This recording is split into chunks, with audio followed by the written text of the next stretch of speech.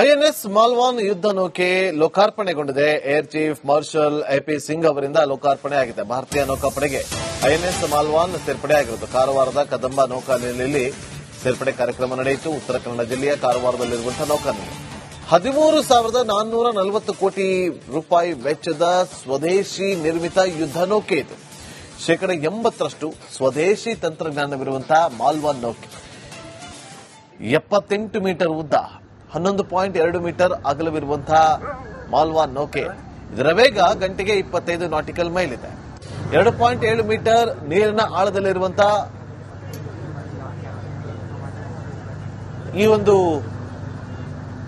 ನೌಕೆಯ ವಿಶೇಷತೆಗಳಲ್ಲಿ ಇದು ಕೂಡ ಒಟ್ಟು 57 ಸಿಬ್ಬಂದಿ ಕಾರ್ಯನಿರ್ವಹಿಸುವುದಕ್ಕೆ ಅವಕಾಶ ಇದೆ. 7 ಅಧಿಕಾರಿಗಳು ಸೇರಿ 57 ಸಿಬ್ಬಂದಿ ಕಾರ್ಯವನ್ನು ನಿರ್ವಹಣೆ ಮಾಡಬಹುದು. माइंड स्वीपर के रूप में इसने 2 दशकों से अधिक समय बाद मालवण्ಣ ದೇಶದ ರಕ್ಷಣಾ ವ್ಯವಸ್ಥೆಯನ್ನ ಬಲಪಡಿಸುವ ಕಾರ್ಯವನ್ನ ಕೇಂದ್ರ ಸರ್ಕಾರ ಈಗಾಗಲೇ ಮಾಡ್ತಾ ಇರುವಂತದ್ದು. ಕಾರವಾರದಲ್ಲಿ ಐಎನ್ಎಸ್ ಮಾಲ್ವನ್ ಎನ್ನುವ ಯುದ್ಧ ನೌಕೆ ಈಗಾಗಲೇ ಸೇರ್ಪಡೆಗೊಂಡಿದೆ. ಕಾರವಾರದಲ್ಲಿ ನಡೆದಿರುವಂತಹ ಭವ್ಯ ಸಮಾರಂಭದಲ್ಲಿ ಇವತ್ತು ಲೋಕಾರ್ಪಣೆ ಕಾರ್ಯ ಕೂಡ ನಡೆದಿದೆ. ನಾನೀಗ ಐಎನ್ಎಸ್ ಕದಂಬ ನೌಕಾನೆಲೆ ಒಳಭಾಗದಲ್ಲಿ ಇದನ್ನ ಗಮನಿಸಬಹುದು.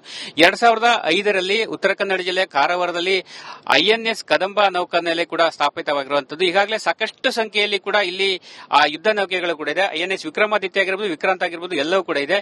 ಈ ನಡುವೆ ಮತ್ತೆ ಈಗ ಐಎನ್ಎಸ್ ಮಾಲ್ವಾನ್ ಹೆಸರಿನ ಈ ಒಂದು ಯುದ್ಧ ನೌಕೆಯನ್ನ ಈಗ ಲೋಕಾರ್ಪಣೆಗೊಳಿಸಲಾಗಿದೆ. ಯಾಕಂತೇಳಿದ್ರೆ ಆತ್ಮನಿರ್ಭರ್ ಭಾರತ್ ಯೋಜನೆ ನಿರ್ಮಾಣಗೊಂಡಿರುವ ಈ ಒಂದು ನೌಕೆ ಕೇರಳದ ಕೊಚ್ಚಿನ್ ಶಿಪ್ ಯಾರ್ಡ್ನಲ್ಲಿ ರೆಡಿಯಾಗಿರುವಂತದ್ದು.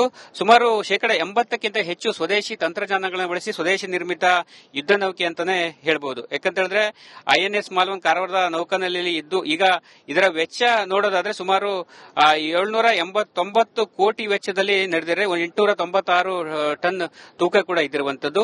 78.8 ಮೀಟರ್ ಉದ್ದ ಮತ್ತು 11.20 ಮೀಟರ್ ಅಗಲ. ಒಟ್ಟು ಸುಮಾರು 27 ಅಧಿಕಾರಿಗಳು, ಸೇಲರ್ಸ್ಗಳು ಇಲ್ಲಿ ಇದರಲ್ಲಿ ಕಾರ್ಯನಿರ್ವಹಿಸಲಿದ್ದಾರೆ. ಯಾಕಂತ ಈಗಾಗಲೇ ಇದು 3 engine, diesel engine, water jet ಪ್ರೊಪೆಲ್ಲರ್ಗಳನ್ನ ಮೂಲಕ ಕಾರ್ಯನಿರ್ವಹಿಸುವ ಒಂದು ನೌಕೆಯಾಗಿದೆ. ಜಲಾಂತರ್ಗಾಮಿ ವಿರೋಧಿ ಕಾರ್ಯಾಚರಣೆಗಳಿಗಾಗಿ ಇದನ್ನು ವಿನ್ಯಾಸಗೊಳಿಸಿರುವಂತದ್ದು.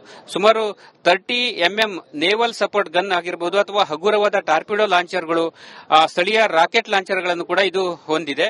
ಶತ್ರುಗಳನ್ನ ಪತ್ತೆ ಹಚ್ಚಲು ಅಭಯ್ ಹಲ್ ಮೌಂಟೆಡ್ ಸೋನಾರ್ ಮತ್ತು ದಾಳಿಯನ್ನ ಹಿಮ್ಮೆಟ್ಟಿಸುವ ಮಾರಿಚ್ ಟಾರ್ಪಿಡೋ ಡಿಕಾಯ್ ಸಿಸ್ಟಮ್ ಸೇರಿದಂತೆ ಅತ್ಯಾಧುನಿಕ ಕಣ್ಗಾಲು ವ್ಯವಸ್ಥೆಗಳು ಕೂಡ ಇದರಲ್ಲಿ ಇದಿರುವಂತದ್ದು.